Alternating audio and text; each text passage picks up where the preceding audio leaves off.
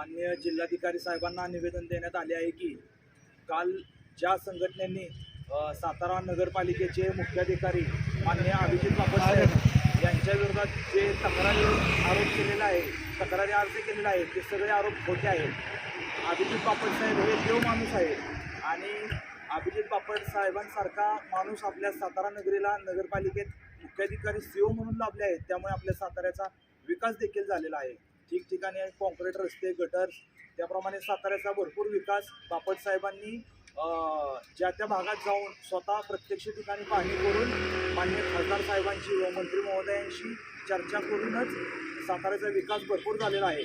परंतु काल काही संघटनांनी की बापट साहेबांवरती खोटे आरोप केले, त्यांच्यावरती गुन्हा दाखल करण्यात यावा असे जे खोटे आरोप केले त्याचा आम्ही त्या संघटनेचा आम्ही विरोध करत आहोत आणि आम्ही बापट साहेबांच्या कायम पाठीशी आहोत एवढं सांगतो। आणि महत्त्वाचं सांगायचं म्हणजे तो जो बापट साहेबांवरती आरोप करण्यात आला आहे की ते पुतळा विटंबना, पुतळ्याच्या संदर्भात लोकशाहीर अण्णाभाऊ साठे यांचा पुतळा, परंतु तो पुतळा काढताना सर्व संघटना, सर्व समाज आणि पक्षातील पदाधिकारी देखील होते, परंतु बापट साहेबांवरती खोटा आरोप करण्यात आलेला आहे। आणि महत्त्वाचं सांगायचं म्हणजे जे ते आत्ता काम दिलेलं आहे ते किशोरभाऊ गालपाडे ते देखील मातंग समाजाचे आहेत आणि जे आरोप करतायत ते पण मातंग समाजाचे आहेत। त्यामुळे आपल्याच जात पायावरती आपण असा आरोप करणं तो देखील चुकीचं आहे।